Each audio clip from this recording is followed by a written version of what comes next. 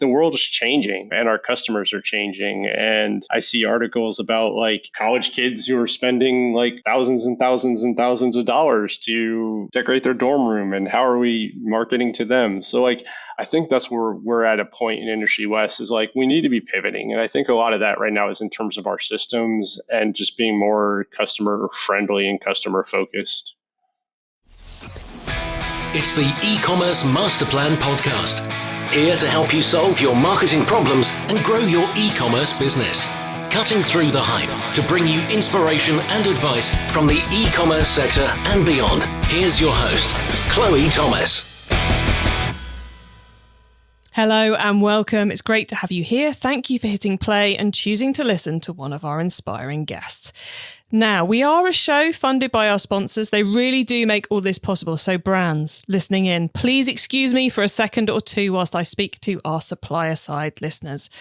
Our 2025 sponsorship calendar is now open. So if you want to find out about that, get booked in, see what space we've got left, then please get in touch with me via ecmp.info/sponsor. All right. Back to business as usual. In this episode, we're catching up with Ian Leslie from Industry West again. Yeah, he's back for the fourth time. He first came on the show back in 2020, and now we have an almost yearly update on what's been happening at Industry West. Why do I let Ian back on so often? Well, because he's always up to something interesting. Last time it was billboards on Manhattan delivery trucks, direct mail, and negotiation chatbots. So who knows what's coming up this time? Well, to be fair, I do, because I record this bit of the episode after I've recorded the bit with the guest. So I can tell you what's coming up. Prepare for, mainly we're focusing in on the details of the Shopify rebuild he teased us with last time that's led to B2B revenue increasing by 90%. So it's not a move to Shopify, that's a re-templating, a re-functionality on Shopify. He's also going to be talking about the beginnings of their exploration of the B2B module in Shopify and how that's helping them sell more furniture. And there's some other cool suggestions around tech you might want to try out. And we also talk about their B2B pricing strategy in a little bit of depth too. So lots of little bits and pieces to pick up here, especially if you're in that B2B space or you're selling furniture via Shopify. You will also, at the beginning, I take us on a slightly random tangent into the world of politics. Just bear with it. It only lasts for about 60 seconds and then we'll get back to the good stuff. But it's vaguely entertaining, so I've left it in there.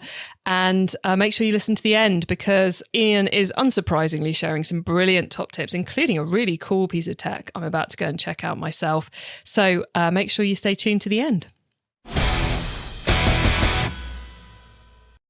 Want to understand what the best in the business are doing with their digital marketing? Of course you do. Well, you're in luck. The results-obsessed team at Genie Goals have pulled together a complete guide to the most innovative, market-leading and impact-driving home and garden campaigns of the last 12 months. Want a copy of their Home Goals ebook? Want a copy of the Home Goals ebook for free without even having to fill in a form? Of course you do. Head to ecmp.info/homegoals to get it right now. Genie Goals and the experts they've collaborated with to create Home Goals have decades of strategic industry insight and technical skills for e-commerce success that you really should be dipping into. Get your copy now so you can start the year strong and compete with the best in the biz. Download the Home Goals ebook today via ecmp.info/homegoals. That's ecmp.info/homegoals, all one word. Have you yet downloaded our ebook? To celebrate reaching episode 500, we've created an epic e-commerce success-focused ebook for you, packed with 500 top tips about how to make your e-commerce store more profitable, featuring the advice of many past guests alongside industry experts and many of you as well, our listeners. I've checked every single tip and organised the whole thing into sections for you, making it super easy to dip in and dip out and take inspiration as and when you need it. This ebook needs to be sat on your desktop or even printed and sat on your desk. Download your free copy right now at ecmp.info/ebook. Get 2024's most valuable e-commerce ebook now, ecmp.info/ebook. And now to introduce our special guest. Ian Leslie is the CMO at US B2B homewares brand Industry West. It all started with Industry West in 2010, and now they have a Shopify store and B2B sales reps with sales of over $20 million a year. Hello, Ian. Hey, so good to talk to you again. Great to have you back on what is almost becoming an annual event, the Ian Leslie catch-up. Yeah, just like Christmas. Almost Christmas, indeed. So what's been happening since we last caught up with you guys at Industry West? Yeah, I mean, we've been busy. We've been doing a lot with Shopify. You know, we reskinned our site. We launched our B2B portal, I guess, if you want to call it, with Shopify, which has been really good. You know, homewares, furniture industry is a bit down right now in North America. So it's always an exciting time to try to figure out where we can pivot and be efficient and just keeping on. And I don't want to get all political here, but would it be fair to say when there's an election pending that businesses hold back on investments like furniture? Is that one of the reasons why it's a bit tough with you guys at the moment? Well, yeah, I mean, I think economy always around an election is like, it's nervous going into an election and then hopefully a boon coming out of an election. I mean, as someone who's selling imported goods and one candidate is yelling about tariffs, I mean, no, there's no concern at all. For everyone listening, we are recording this in August, just in case you're wondering why we're talking about. I think I'm right in saying when by December the election will have happened, won't it? And we'll be in the weird interim period between election and person being anointed. Yeah, I get the by words December, wrong. We'll know how much trouble we're in. Yeah. So just in case everyone's going, what? This is currently August. So much may have happened. Oh, gosh, it's going to be such a long time until the election. Such a long time, even over here in the UK. So let's move away from politics.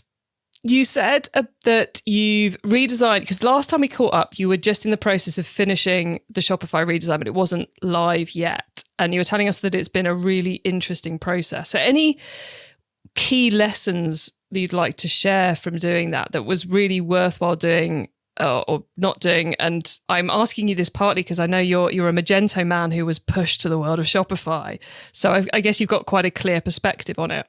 Yeah. I mean, so I guess for anyone who doesn't know me, and how dare you not know me, when I started with Industry West, we were actually a Drupal website, crazy enough. And then we moved to Magento, and then I took a bit of a sabbatical from Industry West and came back. And when I came back, we were on Shopify from Magento, and I had never really done anything on Shopify, which is kind of funny, like, because I was, going around saying I'm this e-commerce expert and really had never even logged into Shopify. So we were on Shopify, and the theme was not great, though, by any means. So we connected with a great dev design group called Tomorrow, which they're now called Domain, as they had a bit of an acquisition. And we connected with them, and it was an amazing process. They've done some amazing sites. I don't know about in the UK, but there's a brand here called Nobull, Nobull. They're a CrossFit brand that I was actually obsessed with before I even got to know this dev team. They do shoes and apparel. They did their site, which was amazing. They did Glossier's site, which, I think everyone knows Glossier. They did some, and then they did a couple of furniture sites. So we got with them, and they just did an amazing job of we weren't restricted at all. Like, I think one thing with Shopify, was, so Jordan England, our founder, we had a bit of a downturn when we went from Magento to Shopify, at least with the website. And Jordan was like, we should go back to Magento. It's a Shopify issue. It's a Shopify issue. I was like, it's not a Shopify issue. Like, Shopify can do whatever we want. It was an implementation issue. So I think kind of getting with a good dev partner and just really scoping out what do we hope to achieve? What are we as a brand? I mean, at the end of the day, we're kind of a bespoke furniture brand that sells B2B. So we want to make it feel like a bespoke experience. We want people to really appreciate the aesthetic of the pieces and of the brand, and then buy 100 of them for a restaurant. And that's where we really fit into this really interesting intersection of the Venn diagram of design and B2B. And so they did an amazing job with that. I think we've done some really cool stuff where we can change whether something's like a horizontal or a portrait or a landscape crop of a piece just based on like an alt tag. And we've just done a really amazing, I think they've done an amazing job of just presenting the furniture in a beautiful way. And I think that's something we got away from a little bit when we first moved to Shopify. But again, it wasn't a Shopify issue, it was a design issue. I think that's such a great point to mention, that you can have all the functionality in the world, but if you haven't made it work for your brand and implemented it right, then it's not going to deliver for you. And there is a very juicy case study about you guys currently on the Shopify website, which says that part of this rebrand, this rebuild, has lifted your B2B revenue by 90%. That is a phenomenal number. Is there anything in particular that you're willing to share that you would put that lift down to? Yeah. Well, first of all, I don't know if this is true or not, but I'm going to say it's true. I think if you Google Ian Leslie Industry West, I am the only e-commerce person who has a case study written by Adobe and a case study written by Shopify. So I think that's pretty awesome. And that's I think I'll put that on my tombstone. Yeah. I think what did we do different? Like I said, I think the aesthetic nature of the brand is so this sounds crazy. So when we first started, we would have people, when I say we first started, one of our first Magento sites, we would have people look at our site, look at the furniture, and then chat or email or call in and say, can I purchase this online? Even though there was a huge add to cart button right there. And when we moved to Shopify, we got that stopped. And it wasn't a Shopify issue. It was the fact that our site looked like every other e-commerce site out there.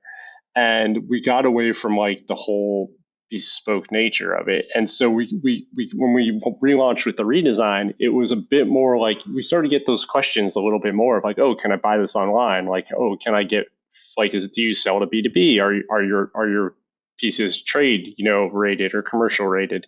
So I think a big part of it is just again that aesthetic and presenting the huge imagery and great imagery and making people just desire the pieces. The other piece is we dumbed down the trade form, to create a trade account, redid the trade page all together to make it just easier to navigate and to get to. We also updated our trade pricing. We had been previously we'd been at a quantity trade tier where it was based on how many you purchased. And we changed that to the total purchase, the total cart value. So it was so now it's a flat trade discount, no minimum order. And then when you hit certain cart tiers, price tiers, it goes up. So I think that's helped as well. But yeah, we did we've done a lot more than I think we've done in the past in terms of updating our automated marketing and marketing to the trade and reminding them of what our trade benefits are. So I think I don't think it's any one silver bullet, but I think it was just kind of and then there were small things this is going to sound crazy, but the old Shopify site, you couldn't add multiple to your cart at the PDP level, which is such a basic foundational function. So I was so just making sure that we fixed that is huge. That's taking away that roadblock. So yeah, just a lot of small things. I think I don't think there's any one thing and if there was, I won't tell anybody anyway. Understood. I want to try and dive in a little bit to that pricing decision you made, because that's quite a big roll of the dice for a B2B business to go from volume discounting to simplifying it to cart discounting. I would assume that most people start off with wholesaling, where starting to go B2B with just a cart value discount because it's simple, and then they complicate it into quantities and all sorts of different things. So it feels to me that's a pretty brave call to go, actually, let's just simplify everything. Did it feel like a brave call? Was it an obvious thing to do? How did you decide? Oh gosh, I wish I could say like we got our abacus out and really ran the numbers on this, but I think it was just like what's easiest for the customer. Customers, they just ask like, "What's our trade discount?" And it's like, oh, if you buy 50, it's this, but if you buy 75, it's this, and if you buy 80 and a half, it's that. It's just like just make it easy on the customer. So I think like it was just like really a consideration of what was easiest, but I also think we did it with the mindset of that we were going to be able to overcomplicate things down the road if we wanted. So like a lot of the numbers I'm telling you are simply based on us just relaunching the site with the same trade program aside for, or the same trade experience aside from the pricing that we had on the old site since then. So I guess in July, late July, we actually launched the entire B2B module of Shopify.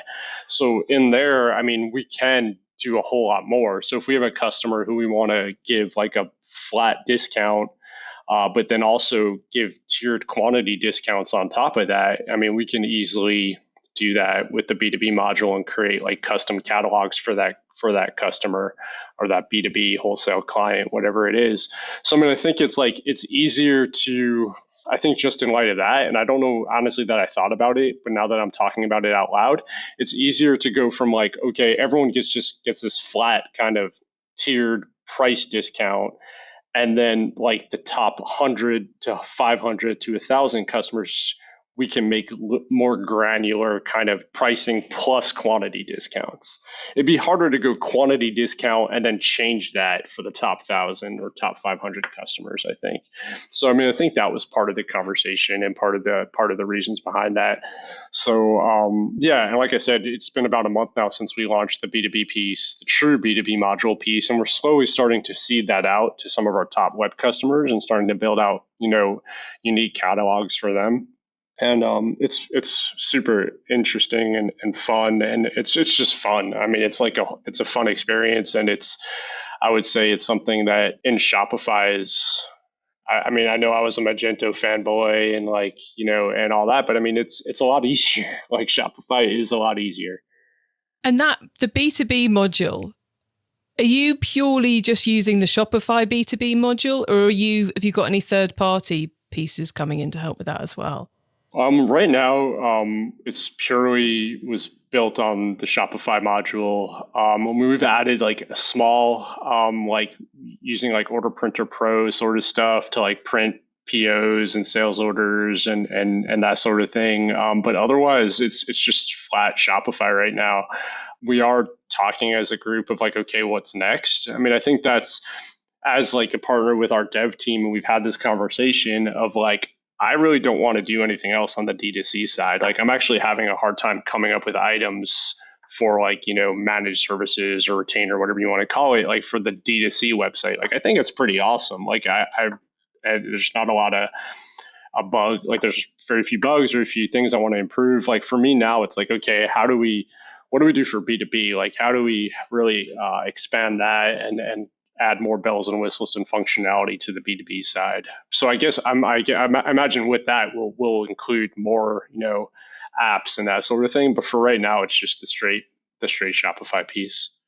And how do you bring the sales team along with you? Because that's often where the e-commerce B2B bit falls down, is when the sales reps aren't on board with the changes, or that whole piece doesn't meld together really well. So how do you make that work?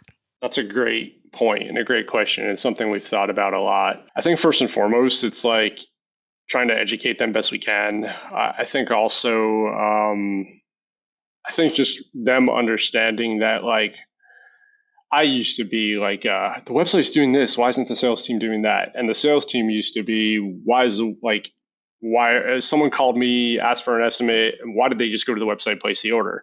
End of the day, like rising tide lifts all ships. And like, we need to be better about like, okay, if this is a client who has had an email thread with a sales rep, if we push them into our B2B module and they start making orders in that B2B, like that rep is going to get credit for those orders. Like that's your customer. Like that's fine. So, I mean, and I think if the reps understand that and they do, like, then it's all good. Like, it's easier on them. I mean, they're not having to take the call. And we've had like a lot of like good use cases recently where, and it's something I'm hoping to do more of, is like we have franchisees who they order the same stool over and over and over. Like, why do they have to go through a rep for that? Like, why can't I just create a catalog for them on Shopify that like has just that stool at the price we quoted them, with tiered discounts for as many, as many as they buy, and like, go ahead and buy, like, go buy. And then the rep's going to get credit for that order. Because of course there's going to be like, the rep's going to have to deal with the customer now and then in terms of like lead times and whatever, but still like, just let them go buy. So I mean, I think as long as like it's important in terms of leadership of just understanding like rising tide lifts all ships, and that we're a team, and that reps are gonna get credit for orders that they're touching. So yeah, I think that's important. And what else have you been up to? I always love to ask you a very open-ended question because you always come up with some great answers, Ian. So what else has got you excited in 2024? What else have I been up to? I just got a new tattoo yesterday. But what else have I been up to? I don't know. We talked before we got on, like we talked about my son and how like he's going into a trade, and like it really makes, and not going to college, and it really makes me think about like consumers and how like we can't talk about all consumers as if like they've gone through 4 years of college and then graduate school. Like, there's like, the world is changing, and our customers are changing, and I see articles about like college kids who are spending like thousands and thousands and thousands of dollars to decorate their dorm room, and how are we marketing to them? So like, I don't know, what have I been up to? We were talking in August, and I did get a lot of vacation time in this summer, which was fun. But yeah, I mean, I don't know. We're just continuing. I mean, in terms of like me as a marketer, in terms of Industry West, I think we're just trying to really be as efficient as possible. And I think like, who was I? We were talking about like Abercrombie and Fitch or Aeropostale or somebody, and like, I think it was Abercrombie, and it was like how they're still a growing brand, and like they literally pivot every 5 years. And like, I think that's where we're at a point in Industry West, is like, we need to be pivoting. And I think a lot of that right now is in terms of our systems. Like, we run way too many enterprise systems for a company that's doing $20 to $25 million a year. So just getting leaner in terms of our systems, and just being more customer friendly and customer focused. E-commerce Master Plan is supported by some of the greatest companies in the e-commerce sector. Here's a reminder of who they are. Want to understand what the best in the business are doing with their digital marketing? Of course you do. Well, you're in luck. The results-obsessed team at Genie Goals have pulled together a complete guide to the most innovative, market-leading and impact-driving home and garden campaigns of the last 12 months. Want a copy of their Home Goals ebook? Want a copy of the Home Goals ebook for free without even having to fill in a form? Of course you do. Head to ecmp.info/homegoals to get it right now. Genie Goals and the experts they've collaborated with to create Home Goals have decades of strategic industry insight and technical skills for e-commerce success that you really should be dipping into. Get your copy now so you can start the year strong and compete with the best in the biz. Download the Home Goals ebook today via ecmp.info/homegoals. That's ecmp.info/homegoals, all one word. Have you yet downloaded our ebook? To celebrate reaching episode 500, we've created an epic e-commerce success-focused ebook for you, packed with 500 top tips about how to make your e-commerce store more profitable, featuring the advice of many, many past guests alongside industry experts and many of you as well, our listeners. I've checked every single tip and organised the whole thing into sections for you, making it super easy to dip in and dip out and take inspiration as and when you need it. This ebook needs to be sat on your desktop or even printed and sat on your desk. Download your free copy right now at ecmp.info/ebook. Get 2024's most valuable e-commerce ebook now, ecmp.info/ebook. It's time for the top tips round. Okay, Ian, I love this section because it gives me and our listeners some really quick ideas for taking our businesses to the next level. So are you ready for the top tips? I am. Okay, the book top tip. Yet again, I mean, you've answered this many times in many podcast episodes before, but if everyone listening agreed to this, she can't even get her top tips right. Let's try again. The book top tip. If everyone listening to this podcast agreed to take Friday off and read a book to make their business better, which book would you recommend? I think I never give a business book. I think that's like my thing. It's like I've never read a bit. Like I haven't read a single business book, but then I always relate it back. All right, awesome book I recently read was Midnight Library by Matt Haig. Have you heard that? Yeah. So anyway, I love that book, even though it's a little bit cliche because it's all about the multiverse, which is like everyone's about the multiverse now.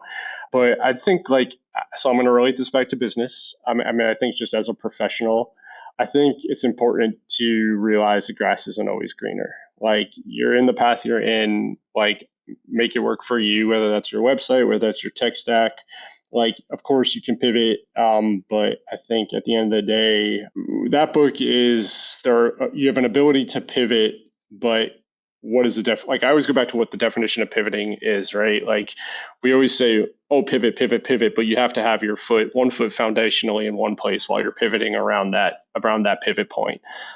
So like that book is like there's all these different paths, but there's always one foundational point, like that you're always going to be who you are in the situation you're in, and like that's not going to change. So I mean, I think it's a cool book, and I think it's a cool book just to really think about, okay, whether it's your business circumstance, your life circumstance, your tech stack circumstance, just take it in stride and, I mean, change the things you can change and don't really stress about what you can't. Yeah, he's a great author, Matt Haig. I have that one on my pile of to be read, but I did read his How to Stop Time last year or the year before, which is very good as well.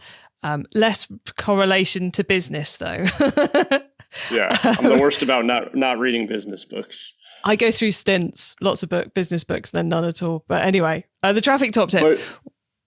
What were you going to say, Ian? Go on. I was going to say, there was one book I was recently reading, and I don't even remember. I think it was like a customer service book, and it was written by a restaurant owner. And I really didn't understand the whole, it's all about just making your customers, the experience as amazing as possible. And just reading the book, I don't think you can really understand that. But my wife and I were recently on vacation. We had the opportunity to, we were in Phoenix in the off season. So everything is available to do because it's 120 degrees out and no one wants to be there. And we went to a restaurant that was run by a James Beard Award winner, which is a huge deal. And just the experience of that restaurant and the customer service and the joy that you saw from them to provide us with an amazing experience, I think is something that really we need to think about more in dealing with our customers, whatever vertical we're in. Oh, totally agree with that. And yeah, it's always great to learn from customer service. Is never harder than when you're literally with the customer the entire time they're having the experience, which has to be the hospitality world. Okay, the traffic top tip. Let's go there. Which marketing method do you either prize above all others or think doesn't get the press it deserves? I think I've said this before, but we've seen more and more success with SMS. I was a late adopter to the SMS piece, but we have seen success there, and frankly, a lower unsubscribe rate than we see with email. So I think that's been really good. I think I'd say not necessarily looking just at direct traffic, but how you're segmenting your traffic. We have really I don't think I mentioned this last time, but something I've seen good success with is just as we're talking to the trade, taking all the bells and whistles out of our emails and just simply writing copy based emails of hey, you're busy. I don't need to send you a really glossy email. Here's the sale. Here's the 10 items that we're restocking this week. Have at it, as if I'm writing an email to a friend. And we've seen amazing success with that between dumbing down the emails themselves and also really segmenting. So not so much a traffic, but how you're handling your traffic, I guess. We can often get so hung up, especially with channels like email, we're going, we can do this, so we should. We can put pretty pictures in, so we should. We can put a GIF in, so we should. But actually, especially in the B2B space, something which looks like it's been sent from Outlook can absolutely hit the money. Yeah. Okay, tool top tip. Maybe a collaboration tool, a social media plugin, a phone app, or just a way of working. Is there a cool little tool you use that makes you and your team more efficient from day to day? So for Shopify, if you're on Shopify, if you're not using Matrixify, you're missing out. Like, I have become such a Matrixify geek the last 6 months that it's been crazy. So basically this is just, hey, I need to find all the products on my site that have this value or in this category or whatever, and you can export it directly out of Shopify, and then you can change whatever you want to change and re-import the file, and it'll just it's like the Shopify bulk editor on crazy steroids. And so I've been a huge fan of that, and it's really good too for we used it to export from staging to production. I had a bunch. We actually just moved some warehouse sale items from the warehouse site to the main site, and we didn't have the photos on the main site. And I was actually just able to do a Matrixify export out of the warehouse site and import, and it's based on the CDN URLs. But super useful tool, super powerful tool, a little scary tool because you feel like you can override all your product data if you do it wrong. So a good tip someone gave me is just whatever you do, just test it with one item before you import changes to 5,200 SKUs. But super. So Matrixify is a really useful, important app, efficient in terms of efficiency for me. That sounds like a real game changer, that one. Yeah, I would be totally checking that out if I had a Shopify site. Cool. Thank you for that one. The carbon top tip. What's your favorite way to reduce the carbon footprint of an e-commerce store? Yeah, I mean, I don't know that we're doing anything amazing. I think I've kind of said this before. I mean, we are, we do want to be responsible and respectful and trying to, combine shipments and that sort of thing. I mean, I think one thing is we're kind of Amazon-esque at times in terms of if someone has a slight issue with a product, we're just just keep it. Don't send it back. It's not worth your time or our time or the carbon to send it back and to rebox it and everything. So we try to be really responsible about that. I think that's probably where we're probably the most respectful and efficient in that regard. So yeah, that's what I would say is just kind of our return policy and when we're really going to demand someone send something back. The returns policy piece seems to be getting much more airtime as we get deeper into 2024. Not many people seem to be talking about it in 2023, but it seems to now be a big place where people have run the numbers, they've worked it out, and they've gone, actually, a lot of this, it makes no sense to do returns at all. Yeah. And it doesn't seem to lead to abuse of the system either from those I've spoken to about it. Have you seen anyone kind of abusing that, or has it all been good? I don't think so. I don't think any abuse. And I think also now, you have some really cool softwares out there. And we've not, I mean, I've known Jonathan from a previous career actually, but Jonathan over at Loop Returns, I mean, they do amazing work. And their, Shopify app, in terms of when to actually get a return, can we, sell them something else or send them something else. So I think they do an amazing job, and there's just different softwares. And I think, I think people are realizing, I mean, especially when you're dealing with dining room tables, right? I don't want that table sent back to me because it's going to get damaged. You're not going to package it, right? It's ridiculous. So what can we do to get you to keep the table and not spend gas money and not, but I don't think generally it's abused by any means. Excellent. Cool. Okay, Ian, it's been brilliant chatting to you, as it always is. Before we say goodbye, though, could you please let the listeners know where they can find you and your business on the web and social media, please? Yeah, so we are industrywest.com. We're on all of the typical socials, so find industrywest.com there. And then me, I don't know, do people say Twitter or X? I don't know. I don't say X.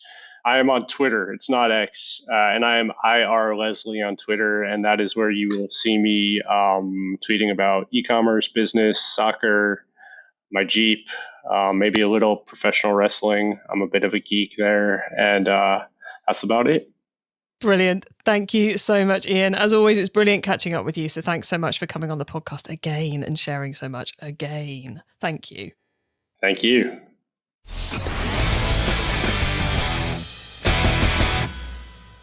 Always a pleasure to catch up with Ian. He always has a fascinating angle on the e-commerce space. And if you want to hear our previous chats, there's episode 466, where he talked a little bit about the Shopify move and also outlined some kind of super cool marketing things they're up to. And then 289 was our first ever catch up, and 332 is the other one. If you want to go and hear the full Chloe and Ian talk about Industry West, that's how to go about doing it. I think for me, key takeaways from this one would be how much impact they've seen from just really refocusing their platform, their website on what the customer wants and how the customer sees the brand and the right way of communicating with the customer. And just a really clever way of making the most of the technology you've already bought, actually making it fit for your customers rather than what was there before. And then I thought that their decisions around the pricing I thought were really fascinating as well, because I think it's very easy to overthink pricing, especially B2B, and it sounds like they're now much more simple order value discounts is driving much better results. And I have to say, I would be going away and trying out Matrixify. It's definitely worth a look, isn't it, if you've got a lot of SKUs sitting on Shopify. Okay, you can find all of our notes from this episode, including those top tips and the things to what we mentioned, by heading over to ecommercemasterplan.com. You can also use our direct to episode short links. Just put ecmp.info/the number of this episode into the URL bar and you'll go straight to the correct episode page. When you get to the website, you can also add yourself to our email list so you don't miss out on any of the other things I share to help you improve your business, like our e-commerce explored webinar series. Why not have a look at that?